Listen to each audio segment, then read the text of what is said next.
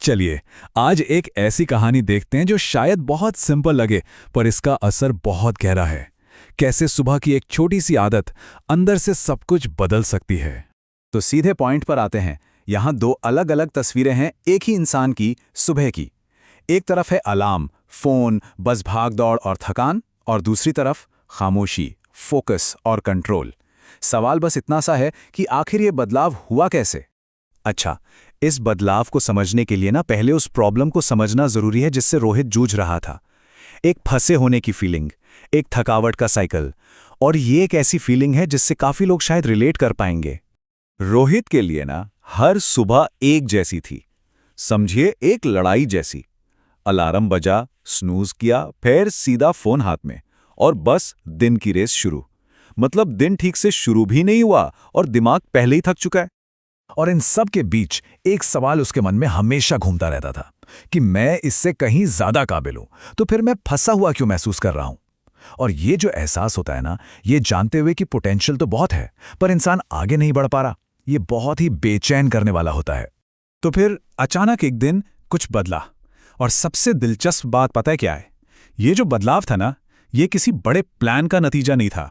ऐसा नहीं हुआ कि उसने कोई मोटिवेशनल वीडियो देखा, नहीं, ये बिल्कुल अनप्लान्ड था। बस ऐसे ही एक सुबह रोहित की आंख अलार्म से पहले खुल गई। कोई मोटिवेशन नहीं था, कोई बड़ा प्लान नहीं था दिमाग में, बस खामोशी थी। और वही एक पल था जहां से सब कुछ बदलने की शुरुआत हुई। उसने उस खामोशी में किया क्या? कुछ बहुत बड़ा नहीं, असल में बहुत सिंपल चीजें।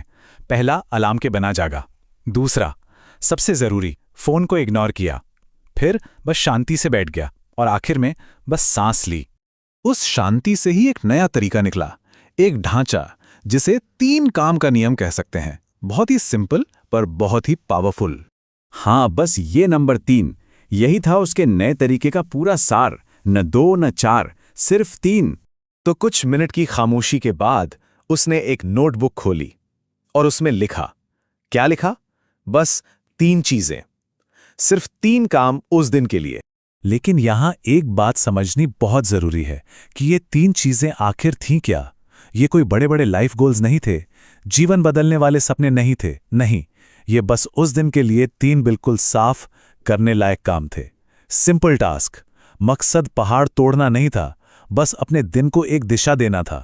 तो अब शुरू हुआ असली बदलाव का सफर, प्रतिक्रिया देने वाले से निर्णय लेने वाले बनने का। ये छोटा सा काम जब रोज होने लगा ना, तो इसका असर बहुत गहरा हुआ। ये बदलाव सिर्फ एक टू डू लिस्ट पे नहीं हो रहा था, ये उसके अंदर हो रहा था, एक आंतरिक बदलाव। पहला दिन परफेक्ट नहीं था, बिल्कुल नहीं, लेकिन उस दिन में एक शांति थी, एक सुकून था। पहली बार रोहित को लगा कि वो दिन को गाइड कर रहा है। दिन उसे खींच नहीं रहा, वो दिन को चला रहा है। बहुत बड़ा फर्क है। और फिर उसने इसे दोहराया। वही सुबह, वही खामोशी, वही 3 काम, और वो ही बिना जल्दबाजी के सुकून से दिन शुरू करना। और कुछ ही हफ्तों में इसका असर बाहर भी दिखने लगा। आसपास के लोगों ने नोटिस किया कि रोहित अब कम बोलता है, पर जब बोलता है तो उसकी बात में आत्मविश्वास होता है। वो हर चीज पर रिएक्ट नहीं करता, अब वो निर्णय लेता है, सोच समझकर। और यही शायद इस पूरी कहानी का सबसे जरूरी हिस्सा है। बाहर कुछ भी नाटकीय रूप से नहीं बदला, सब कुछ अंदर बदल गया। उसकी जॉब वही थी, घर वही था, पर अंदर से वो इंसान अब वो नहीं था।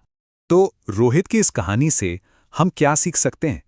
देखिए, ये सिर्फ एक आदमी की कहानी नहीं है, ये एक सिद्धांत है, स्पेस का सिद्धांत। खामोशी कैसे दिशा बनाती है। और सीख बहुत सीधी सी है, जिंदगी सिर्फ प्रेरणा से नहीं बदलती। अक्सर हम मोटिवेशन के पीछे भागते हैं, पर असली बदलाव तब आता है जब हम सोचने के लिए थोड़ी जगह बनाते हैं, एक स्पेस क्रिएट करते हैं। तो ये खामोशी क्या है? ये कोई खाली जगह नहीं है, ये सूनापन नहीं है, बल्कि ये वो जगह है जहां दिशा का जन्म होता है, जहां से स्पष्टता आती है। तो आखिर में ये सवाल सिर्फ रोहित का नहीं, हम सबका है। सोचने वाली बात है कि हमारी सुबह कैसी है? क्या वो हमें दिन के लिए तैयार कर रही है, एक दिशा दे रही है, या फिर दिन शुरू होने से पहले ही हमारी सारी ऊर्जा खत्म कर रही है?